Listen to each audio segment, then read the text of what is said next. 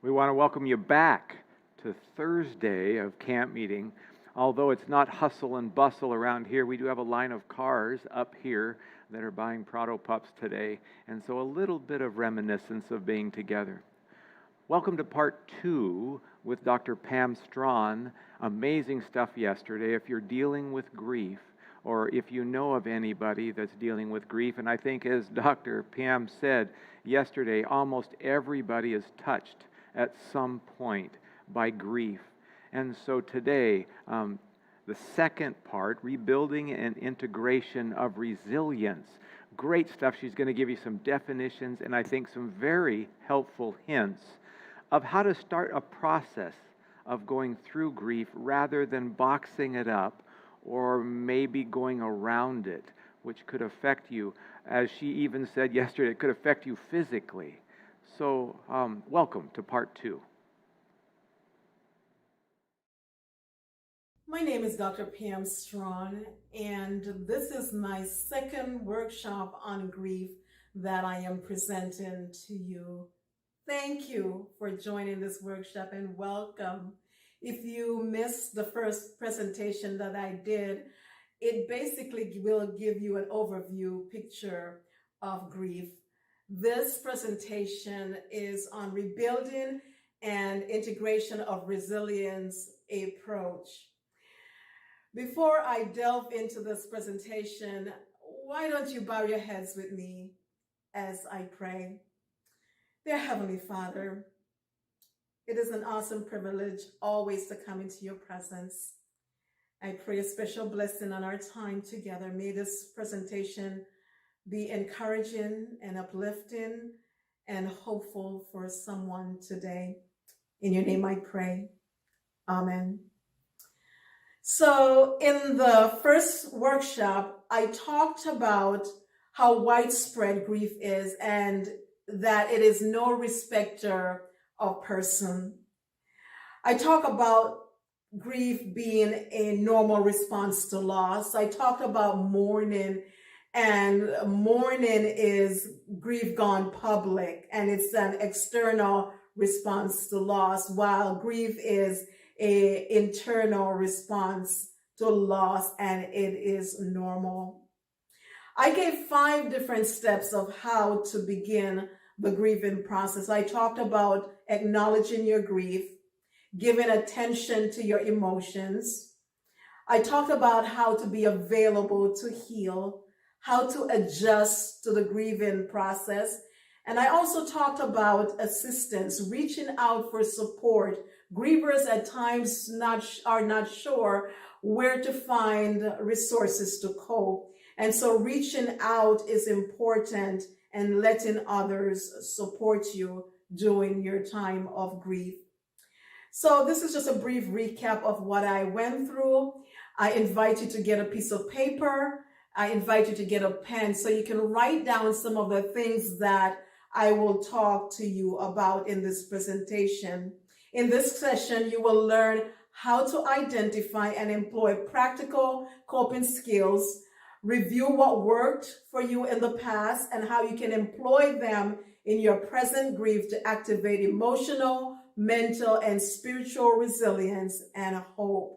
Since grief is an individualized and personal experience, everyone's experience will be unique. What works for you may not work for someone else. One size will not fit all. So the coping skills that you utilize will be for you. You know you better than anybody else, and you know what works for you. So I will be talking a lot about coping skills in this presentation. Here are what grievers have said about their grief. I did not know where to turn after my loss. I thought if I give myself time, time will heal my wound. I am a strong person. I have gone through tough times before. I won't die from this loss. I have heard God will take care of me. I have strong faith. I've also heard, I'm surprised that this experience is so painful. I told her that it's okay to let go. I'll be all right, but I'm not all right. I want him back. I want her back. I also heard, I thought I could handle this, but I just can't stop crying. You may have your own thoughts about your experience. What are those thoughts that you have around grief? Share some of them with me. I can't hear you. Share some of those thoughts with me. Or write them down on your paper that I have asked you to get. It is important to ask these questions while you are going through grief. What do I need to cope? Who do I need to cope? Also, I'm going to give you a brief definition of the word or the term resilience that I mentioned earlier. When you look up that word in the dictionary, it means to bounce back or to spring back. It also means to struggle well. And I must say here that when you have lost someone significant to you, life will not bounce back to the way it used to before. From a Christian perspective, I see resilience as a fancy word for hope. We are people of hope. And whenever there is a significant loss, we need hope. And so the tools that I will give you they are tools to integrate into your journey so that you can experience resilience, so that you can experience hope in your journey. So the concept of bouncing back, the concept of recovery from stress, the concept of resilience is supported by the message of Christ, where he said in John chapter 10, verse 10, I come that you may have life and that you may have it more abundantly. A very familiar verse. I come, he said, that you may have life and have it more abundantly. So whenever a person lost an individual in their life, it's so easy to say, I'm just surviving. Surviving is not good enough. Christ wants us to have abundant life, and we can experience abundant life while we are going through grief. But it takes your involvement, it takes your effort, and it takes time. Grief affects us emotionally, it affects us socially, spiritually, cognitively, and physically. And so since grief affects every aspect of our life, we need to have the ability to live and cope in difficult circumstances. And so to move through grief, to take care of the grief that we're going through, it is important that you confront your loss. Doing nothing about your loss and expecting to move through grief will not get you anywhere. So it's important to move through grief by confronting your loss. It is important to position yourself towards a positive future outcome. It's important to seek out meaningful ways that will allow you to actively engage in your healing rather than being passive in coping. In other words, you want to be actively engaged in the process of grief so that you can move through instead of passively seeking to cope. So the emotional disturbance surrounding loss can be very overwhelming, as you know very well. It can be distressing, especially when resources to cope is very limited. Most people are not sure where to turn to get resources to cope. And that's why I am so glad that the Oregon Conference decided to integrate grief workshop into camp meeting this year, because it's so important, especially in the culture that we're living. Recently, I took a look at how many people have died from the COVID virus, and over 128,000 people have died from the COVID virus. Over 128,000 people have died. That's a lot of people who are dealing with grief, and doing nothing about it will not get you through the grieving process so that you can have the abundant life that Christ mentioned that we should have. So having access to resources during a time of stress will help grievers to thrive better with their loss. Healing requires your involvement. It requires your participation. Doing nothing about your sorrow and pain while expecting life to return to normal, from my perspective, is very irresponsible. Grief work requires intentional involvement. So, to move through grief, my friends, it is important to be honest with yourself. Honesty communicates, this is a difficult time and I am hurting. I'm fearful. I'm feeling anxious about the future. I don't know what to do and where to get help. So it is important, very important, that you be honest with yourself. We cannot move forward without being honest with ourselves and with others. It is important not to tell yourself that you are all right when you are not. And a lot of times, I hear individuals, they would say, I'm doing all right, with tears welling up in their eyes. So reach out, I should say, reach in and ask yourself, what do I need to cope? Who do I need in my corner? You will notice that your friendship list will get slimmer after the death or the loss of a loved one, because many people are uncomfortable with grief. The type of resources you reach out for is dependent on your personality type. Are you an introvert or are you an extrovert? Whether you are an introvert or extrovert, there are resources available to help you with your specific needs. You just need to seek them out. So at this point, I will give you a list of practical and healthy ways to cope with your grief. And while I am going through these practical and healthy ways to cope, think about what works for you, what has helped you in the past, and how you can integrate them into your present moment to deal with your loss. The first one I want to talk about is relationship with others.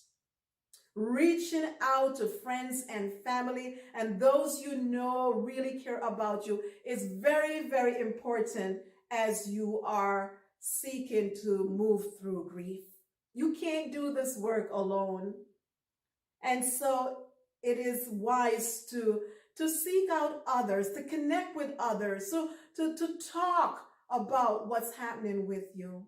Recently, my neighbor said to me, Pam, it doesn't matter to me what time of the day or night. If there's any time that you need to talk, it could be 2:00 in the morning, pick up the phone and call me. And there are people out there who really care and are willing to support you while you are going through your grief. Reach out and connect with those individuals. So relationship with others is a very healthy way to cope with your grief. Having a good friend to sit and to listen to is wise. Avoid personal isolation. It can harm you instead of helping you. Oftentimes I hear, well, I don't want to bother anyone. You know, life is busy. Everyone has their personal life and I don't want to bother anyone. And there are times when grievers isolate because they don't want to bother anyone else. But if someone tells you, I'm here for you, Take a mental picture of that and reach out to that person. And when people reach out to you, let them help you in your grief. In addition to relationship with others, social support is very important. This is a great buffer against stress and trauma. Grief can be very traumatic for many. And as far as social support, right now, it is a difficult time that we are living in, where many people are isolated because of the COVID virus. And so social support is very limited. And that's why connection and reaching out to people that you know is so important. And so if you are listening and you know of someone who is dealing with grief, reach out to that person and offer your support. Another way to cope is daily exercise. Find what works for you and integrate it into your personal life. As you make room for grief, at times it will feel like carrying bricks up a very steep hill. There will be lack of motivation and drive to do self-care, but this is necessary. Self-care, exercise, it is necessary to move through grief. And so there are various types of exercise that you can attempt to integrate into your life. Do what works for you. Doing nothing while your body is screaming for self-care will rob you of the joy that you can have in your journey. Another way to cope with your loss is proper nutrition. Some of you will find it difficult to eat because grief is physical. It affects us in such a way where there are times when it will feel like you do not have the appetite to eat. You will have chest pain, you will have headache, you will have stomach ache, and sometimes the last thing you want to do is eat. And so being intentional about proper nutrition is important. This is expected if you're struggling with poor appetite. Do know that this is not a strange thing because of physical grief can be. And so being intentional about nourishing yourself with well-balanced nutrition it will help you to bounce back. It will help you to get through the grieving process. Again, I'm talking about practical and healthy ways to cope with grief. Spiritual nurturing. Turning towards religious resources to cope will help grievers to find meaning beyond the limits of this world. Turning towards spiritual nurturing will help you to place your losses into perspective, and that will offer hope in grief. And I must say here that it is not strange to find yourself struggling to do the things that you normally do spiritually to nurture yourself while you are dealing with grief. Over and over again, I receive calls from grievers who share with me that they're struggling spiritually. They can't pray like they used to, and they are uncomfortable with what they're going through spiritually. And I let them know that it is not unusual to experience what they're going through. It is quite normal. Life is no longer the same without your loved one, and it is very difficult. It is hard work. Prayer has the power. Engaging in prayer during time of loss has the power to produce significant spiritual benefits when grievers reach out to the power of God to cope with their grief. I can't live without integration of prayer in my life. I was sharing with a friend of mine today that I was feeling heavy. I was feeling fatigued. I was feeling tired. And I decided to get down on my knees and pray. And immediately I had a shift. So my friends, integrate prayer in your journey as a way to cope with your grief. When we connect with God, He will help us to move forward. So some of the benefits of prayer. It will transcend your situation, help you to transcend your situation. It will bring Christ's presence near. You will receive the ability to cope with the difficulties that you may be experiencing with your loss. It will bring peace in the midst of the storm. It will help to decrease anxiety and fear, which will help you to sleep better. My friends, when you integrate prayer in your spiritual journey while going through loss, it will stabilize your emotion. I think about in fact, this was last week.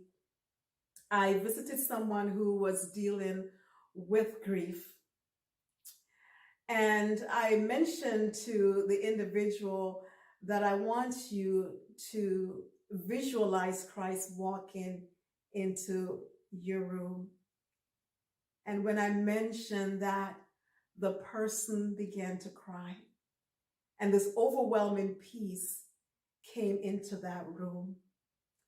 And it was such a vivid and powerful encounter with God, being with those who are struggling with grief.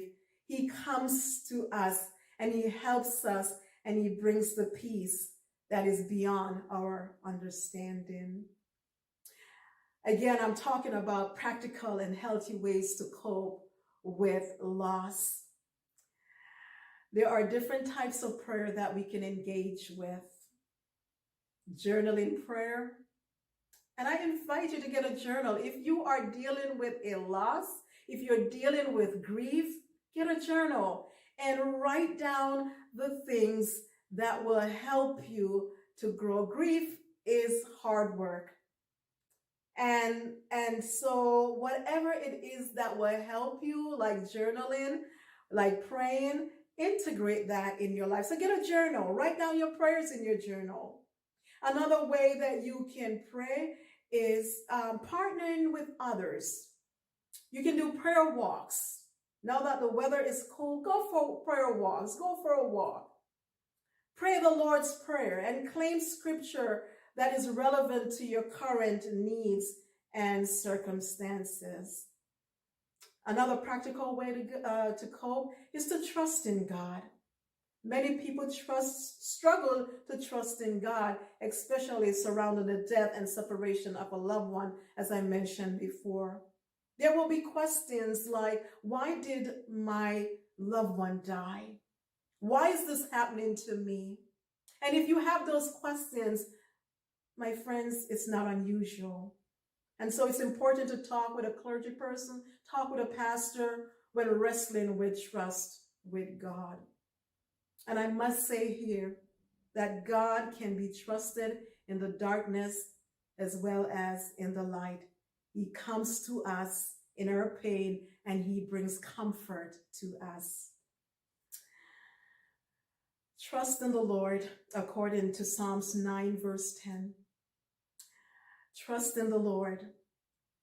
He is a refuge for the oppressed, a stronghold in times of trouble. And those who know your name trust in you.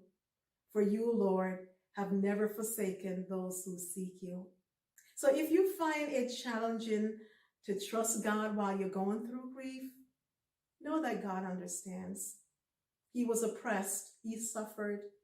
And when He was on the cross, He cried out, my God, why have you forsaken me? So if you're struggling with trust, He understands you. God is our refuge. This is one of my favorite verses in the Bible.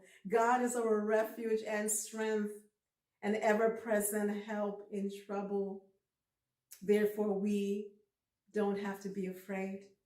Psalms 55 verse 22 said, cast your burden on the Lord and He will sustain you.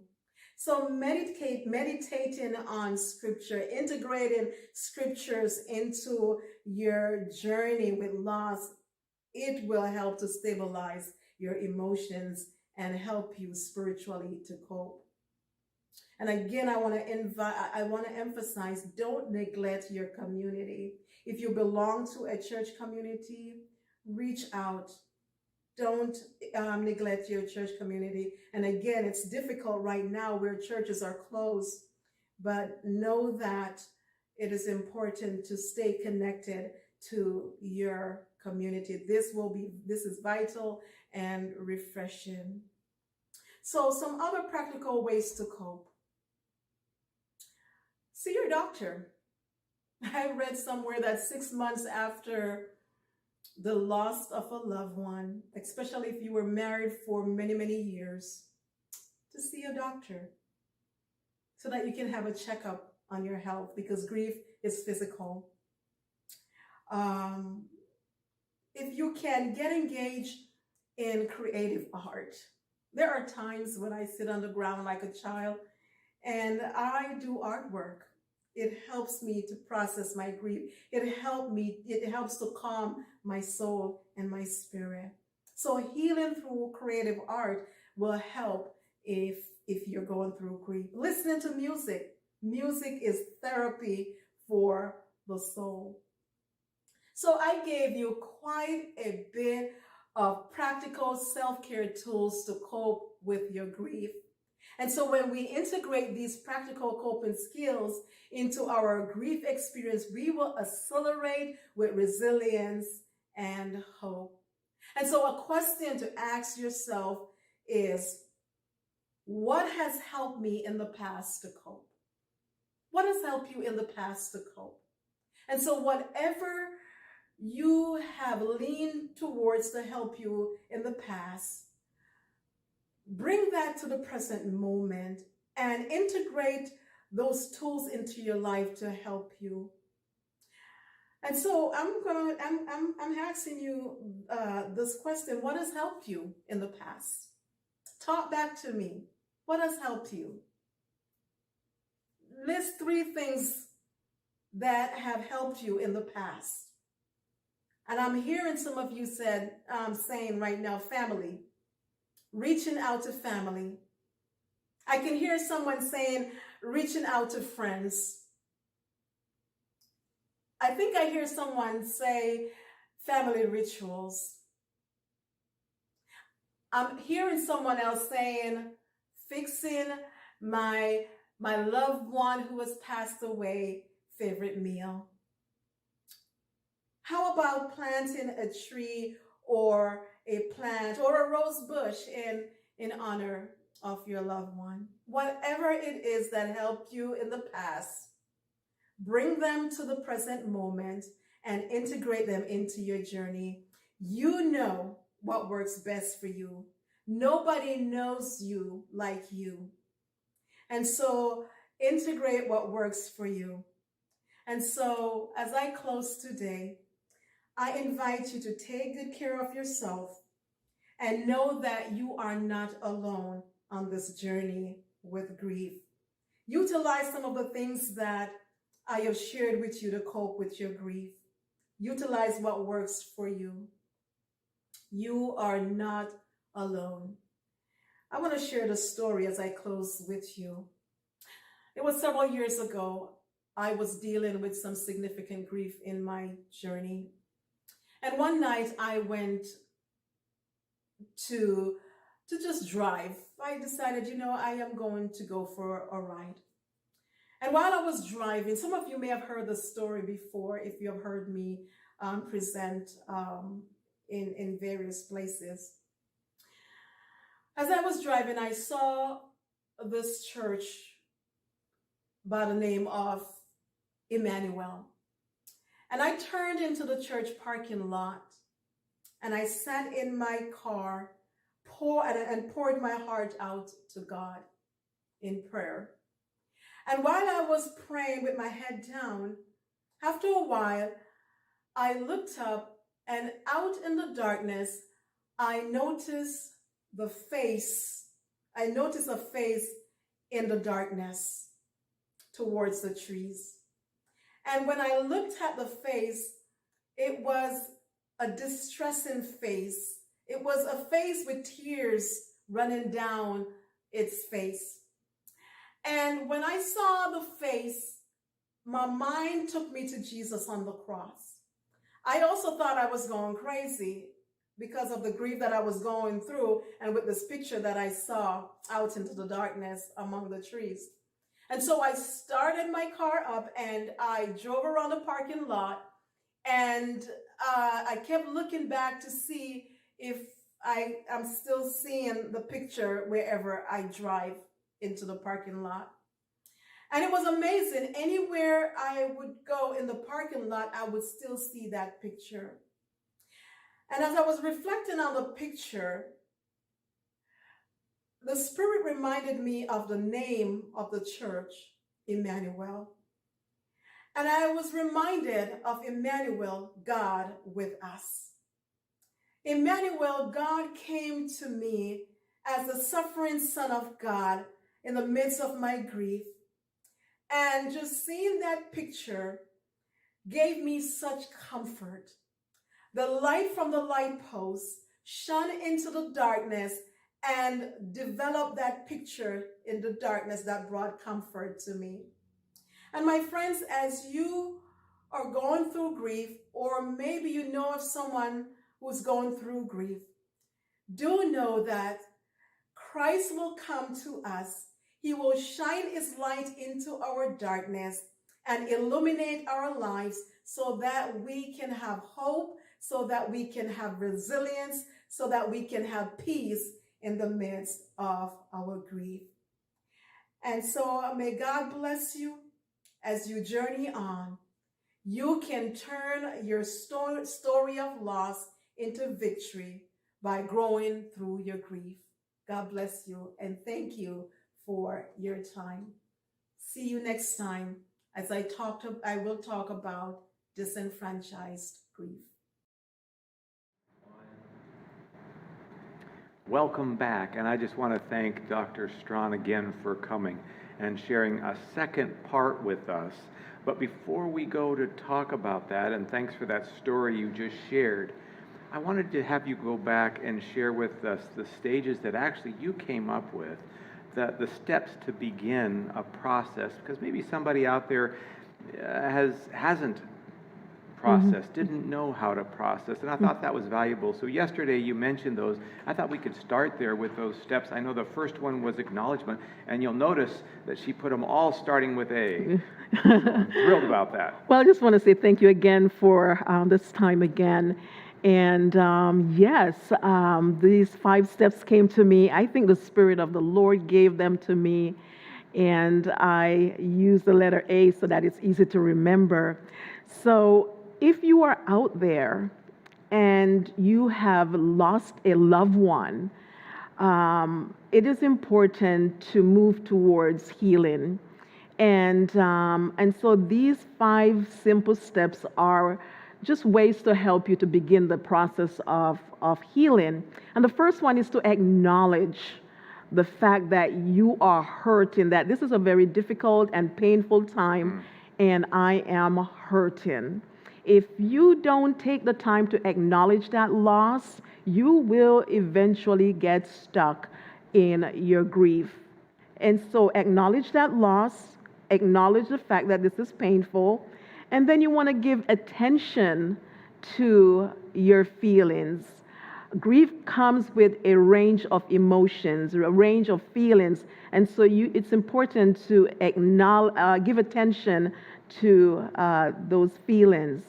Also, you want to be available to heal. Healing is a choice, and give yourself permission to be available to heal. Also, adjustment.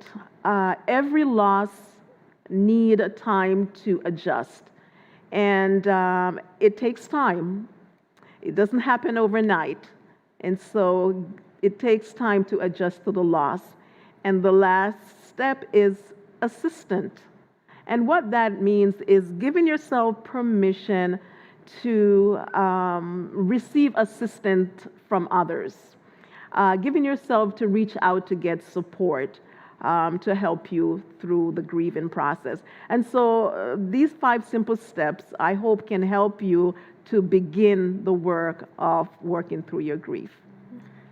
Thank you for sharing those again. And I wanted to just ask a question, because it seems to me as we were talking earlier, and thank you for that, it seems that there is almost a gift, because we're processing pain from somebody. That means that they were important to us. And this is a process of us giving a gift to them, saying, you are worthwhile to me.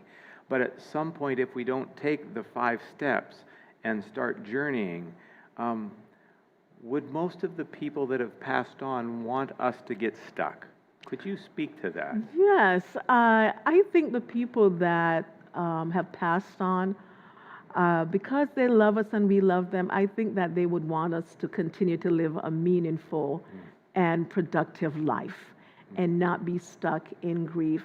And I like the fact that you mentioned the word gift. Grief is a gift. It may not feel like a gift because of the pain that you may be going through, but it is a gift.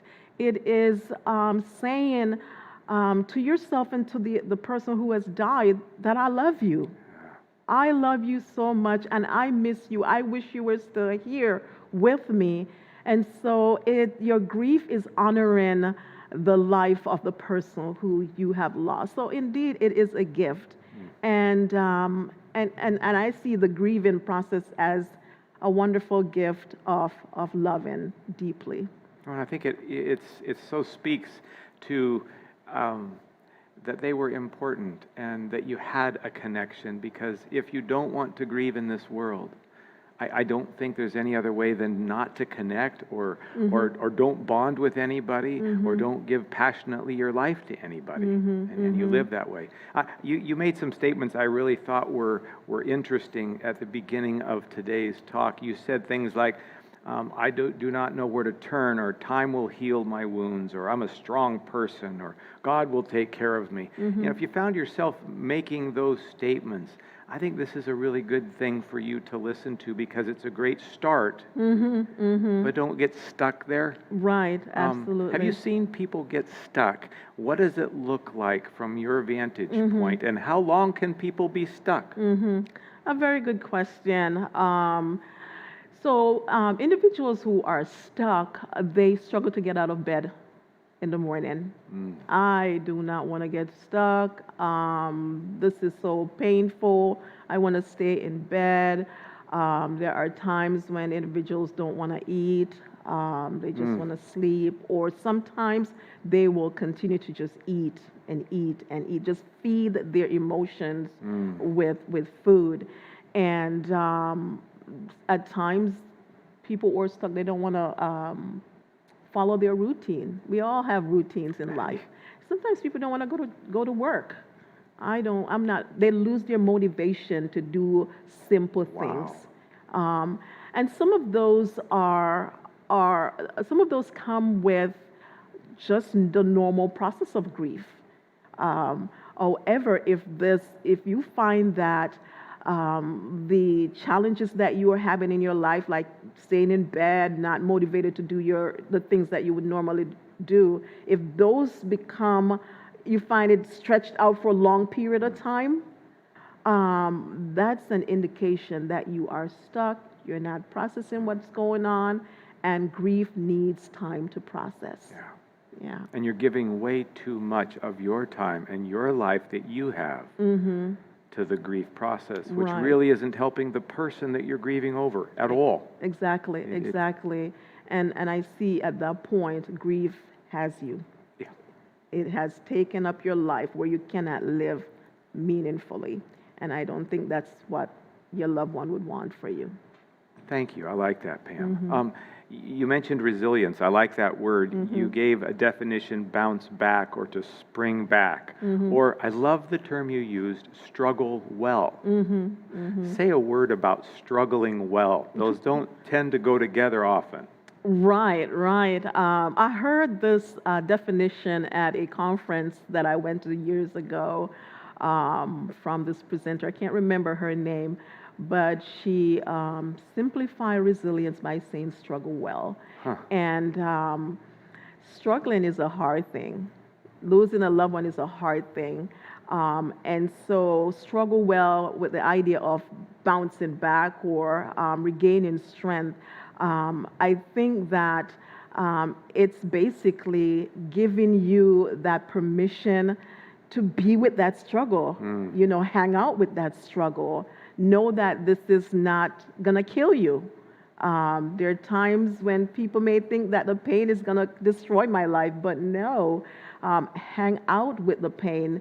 Wrestle with it. Hang out with the pain. Hang out with I'm the sorry pain. to laugh, but No, wow. that's okay. What It's a okay. thought, hanging out with my pain. Right. In a sense, it's one of the things that I often mention to individuals who are grieving: get a journal and write down the things that surface. And so writing down the things that surface and paying attention to what's going on, that's hanging out with your grief. And in doing so, that's when you experience the piece about struggling well. Because in doing so, you will experience hope. You will experience peace. And you will experience transformation, because I see grief as being transforming, because it's making you a better person. Even though you may not realize it at the time, but when you hang out with your grief, it's transforming. Like I mentioned yesterday, feeling is healing, and grief is a healing journey. And so it does take time. And you have talked, I think, throughout both of the first two talks, you have quoted quite a few scriptures. Maybe there are some folks that are here who haven't had that tradition, and they find hope, yes, in healing and moving on. But speak a bit about the hope of your Christian tradition and what the hope of life eternal and reuniting. Speak a little bit about that to folks who may not know what that is. Right. We are people of hope. When I look at Scripture, it is filled with hope. And so I find hope in Scripture. Like, for example, one of my favorite scripture is God being a refuge and strength and ever-present help in times of trouble. We have a present help in our times of trouble. We're not alone. Like Psalms 23 says, even though I walk through this valley, the shadow of death, not to be afraid. God is walking there. And there are times when we want to run through the valley. We want to run through our grief. But we need to take the time to walk. And in walking through that valley, there is an unseen presence that is there with us. And oftentimes I would ask individuals, what is it that gives you a lift, a sense of hope? And it could be the sun coming out. It's like light in the midst of the darkness. Having the light in the midst of the darkness gives us a sense of hope. Also, going for a walk and feeling the cool breeze on your face, that gives a sense of hope. So feeling, actually. What was that? Feeling, actually. Going for a walk and actually feeling, tuning into feelings. Yes, and tuning into feelings. As you're walking, you're reflecting on life, and you are feeling, like you mentioned. These things give hope. So spiritual nurturing, coming back to that spiritual piece of connecting to faith and leaning on our Creator God, it gives us hope in the midst of our situation. And God is a way of putting people in our path to help us to walk through the valley of the shadow of death. Wow. Yes. That's amazing. You listed, really got practical today, and I appreciate that, Dr. Pam. And some of these practical things, I just want to go over maybe a little bit more in depth with you, if you wouldn't mind. But relationship with others, you can't do this work alone. Oh, absolutely. Like I mentioned earlier, that we are people of connection. We are never meant to be alone. And whenever there is a loss, it's important to have a community of support around you. And reach out to those who you know care about you. Reach out to family members. Reach out to a friend. And so the relational piece is very important to help us to have the sense that we're not alone as we're going through this. People need people, and we need each other when we are going through a difficult time in our life journey. Some of us are outgoing people, and we can talk to anybody, and we can reach out. Some of us aren't. Exactly. And so I'm just curious, if we could get really practical, what do I call my friend and say? It's a very good question. What do you call your friend and say? So you know that your friend has lost a loved one. So you call your friend and say, you know, I just want you to know that I'm sorry for your loss. I know this got to be very difficult. If you want to talk, I am here. Know that I am a listening ear if you want to talk about what's going through. And if the person opens up and talk about his or her loss, you know, you can pray with that person, you know. If you have resources, you know, guide that person to resources that may help that person to get through the grief. So now let's flip the coin, and I really appreciate that. Now, practically, let's say I'm grieving, and you say I need to connect with people, which I believe. What can I say? I'm going to call Pam. She's my friend. What can I say to Pam? Give me some statements. Pam, I need help. Or what could I say that would be okay for me to say to some of my friends that I have? That's an interesting question because it differs with everyone. However, what can you say to me? Just talk about what you're going through. Yeah. You know. Would you mind listening? Yeah. I want to hear what's going on. You know, so just talk about what you are going through, you know. And I think that just talking is a great benefit. So it's okay for me to call and say I don't have it all together? Yeah, being honest. It's okay to call and say I don't know what to do right now, but I need a friend. Oh, absolutely. You know, in a sense, I think a good question to ask yourself, and I think I mentioned it in one of the presentation that I've done, what is it that I need right now to cope? Yeah. Who do I need to cope? Yeah. And what is it that I need right now? And if you need to talk. I'm calling you because I really want someone to talk with. Do you have some time so we can talk? So being honest about your own experience, I think is valuable. And the reality is this, that you will know who you can call to talk with. You will know that, well, that person will not be able to hear my grief. So we know who our friends are, and we know who we can talk with. And someone who you know who can handle your grief, you call and say, you know what, I want to talk. I'm hurting right now. And there may be somebody right now who is sort of, as we called it, stuck. And you said it best, I think, as you were going through your seminars. Right now, if you're stuck, think of one person that you can reach out to, and reach out to that person. Think of one person. Just take the first step. Exactly. You also talk about daily exercise and proper nutrition. Say a word about, I know that exercise sort of uplifts your endorphins and gets your whole mind shift and gives you a different chemistry. Speak a bit about that. Oh, absolutely. Absolutely. So exercise, like you said, it really helped to balance things out. You know, going for a walk, going to the gym if you can go to well, right now it's a little different. Right. You know, it could be doing something at home. Our body needs movement, and it helps to deal with the high stress that comes with grief. And so I put exercise there because it helps with the endorphin, and it helps to give resilience in our grief. So it's very important to engage in some kind of activity that will help to give you a boost in your physical body and in your emotion as well. And you also mentioned about the nutrition. We need to fill our body with good nutrition.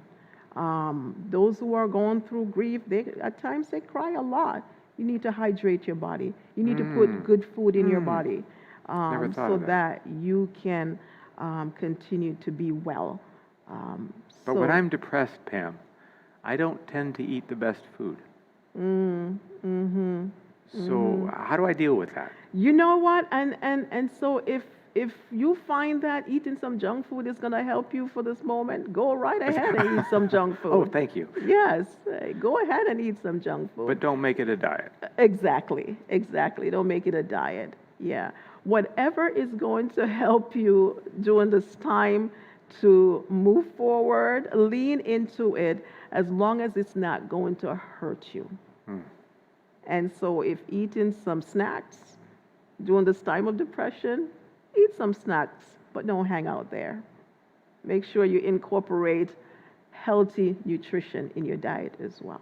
And all of these wonderful things that you have mentioned, you mentioned prayer, reaching out to community, and also actually seeing your doctor. And I thought that was amazing because you mentioned yesterday that grief is a physical process, not just a mental process. So I appreciate that.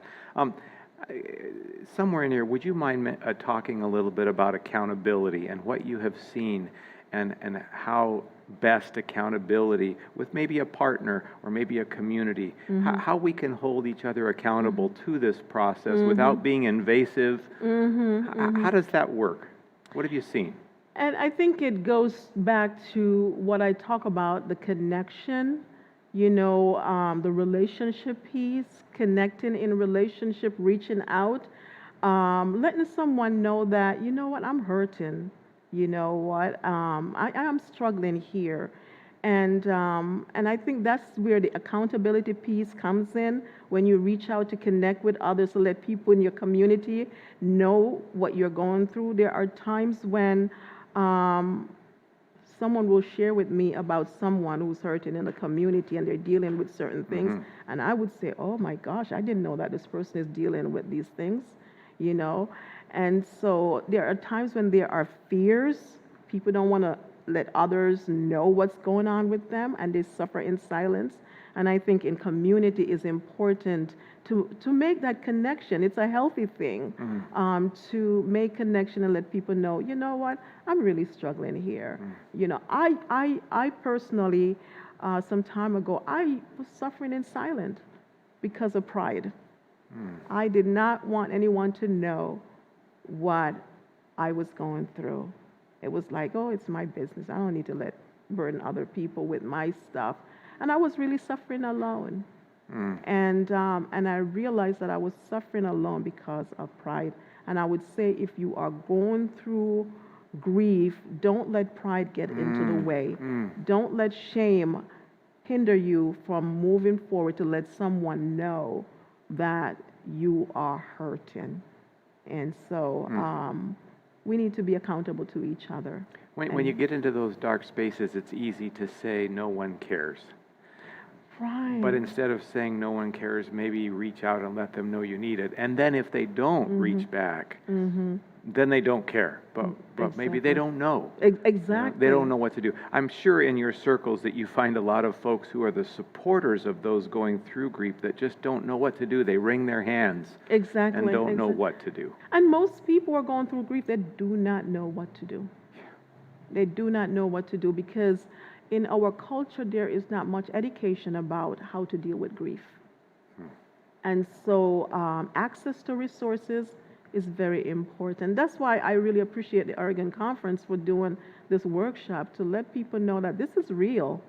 Our culture is hurting, and a lot of times it needs to be education and resources to help those who are struggling, because people don't know where to turn. And sometimes, even though there is a community that's there and available, there are times when people refuse to let the community know, like in a church community, to let the community know, you know what, I'm hurting. Or let the pastor know, I'm hurting, I'm struggling here. So reach out to your pastor, reach out to a clergy person, reach out to a priest, or reach out to or find a counselor, someone to talk with. Dr. Pam, you had mentioned in our time together, and I was interested. You mentioned two things, number 9 and number 10, creative art and listening to music. Yes. And that people actually do grief differently. We've talked about that, but you shared a story, and I don't want to break confidentiality, but that was so powerful that one person didn't think their mate was processing grief, and yet they were in a way that was more artistic or that kind of thing. Could you speak to that? I'm not sure if I understand your question clearly. The gentleman that you had mentioned that was fixing. Oh, yes. That just really spoke to me, because from a lot of perspectives you would think that they've gone inward and they aren't processing grief at all, but this gentleman was. And I think recognizing that other people actually process grief and make sure we're not blind, that they're actually doing something that works for them. Right. And I think it taps into every one of us deal with grief differently. And the tools that we reach out to help us, it reflects our personality, and there are times when it may appear that someone who has experienced a tragic loss may not be grieving because they just seem to continue their routine. They're grieving in their own way. You know, like the story I shared with you with my friend, I can share that story where her husband lost his mother, and he didn't appear like he was grieving. But he was going to this house where he grew up, and he was constantly doing things there. I see that as him rebuilding his life after loss. And I shared with her that by him going to that place every single day, he was working and processing his grief. Men grieve differently from women. Children grieve differently from adults. And there's so much we can learn from children regarding grief, because they tend to be real with their grief. And at times when there's a loss, children will go off and they will play as though they're not grieving, but they are dealing with grief in their own way, and they will ask questions, whereas adults sometimes we dodge. And so we all grieve differently, and there are different things that we can utilize to help us with our grief that will help to buffer the stress that we go through. Like you brought up art. Art is a great way to deal with grief. Whenever I'm dealing with deep pain around my loss, I would pull out my crayon and paper, and in coloring, interestingly, I could feel the feelings dissipating or being released from my heart. And so art, coloring, helps in the grief work. There are times in my grief support group, I would invite the group to draw a picture of their grief and what it looks like. Interesting. And that is always very powerful for individuals to really see what's going on the inside. Wow, amazing. A sort of a myth that I thought maybe we could just, as we wrap up today, talk about. Elizabeth Kubler-Ross came up with the 5 stages of grief, and so I think America has sort of embraced that, wanting to have it in a nice little neat pack. And I think she said it was denial, anger, bargaining, depression, and acceptance. Tell us a little bit about that, because I'm not sure that's what she meant. Yes. So when she came up with these 5 stages of grief, it was mainly for individuals who were in the dying process. So it wasn't at all for people who were actually grieving the loss of someone. Right. It was for people who are actually dying, and so it has been used in this culture to help people who are dealing with grief. And more researchers I have discovered they are trying to get rid of these stages to deal with grief, but it helps. Many people have benefited from this for years, and I have used it before in my grief support group.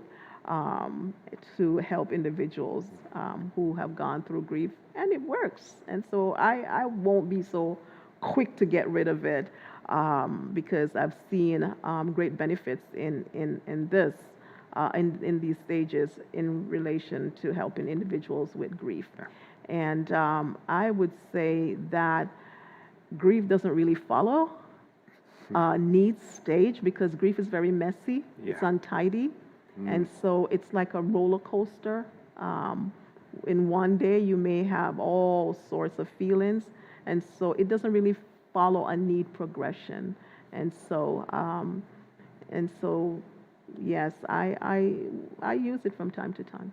So if it helps, use it. Exactly. But don't feel like if you're not going through those stages that you're not dealing with your grief, because it may be totally different. Right, right. So one day you could be in denial, and the next day you're in anger, and then you go back to denial and anger. So there is backtracking, go back and forth movement in as far as these stages go. So. Any other words you'd like to say, Doctor, before we close today? Well, what I will, in closing, what I would like to say is that if you are dealing with grief right now, I would say be honest with yourself about what you're going through. Do know that this is a natural and normal process of losing a loved one. I'm sorry for your loss. And I believe that you will get through it with time, with patience, and with attention. Give yourself permission to grieve. Give yourself permission to heal. Healing is a choice, as I mentioned before, and know that it takes time. You won't get over it, but you will get through it with patience and time. And lean into your pain. Don't be afraid of the feeling of pain. The pain is honoring your loved one. And so give yourself time and you will get through it. But not doing anything and expecting healing to take place, you are not going to get very far. And I wish you all the best, and may God richly bless you as you journey on this path with your loss. Thank you, Dr. Pam, for giving us your expertise and your time today. I encourage you to just tune in tomorrow, because if you are going through grief, she's going to have some more wonderful things to share. If you aren't, my hunch is shortly you might. And so just leave you with those words again that I like today. Struggle well through your grief. And we look forward to seeing you tomorrow. Thank you.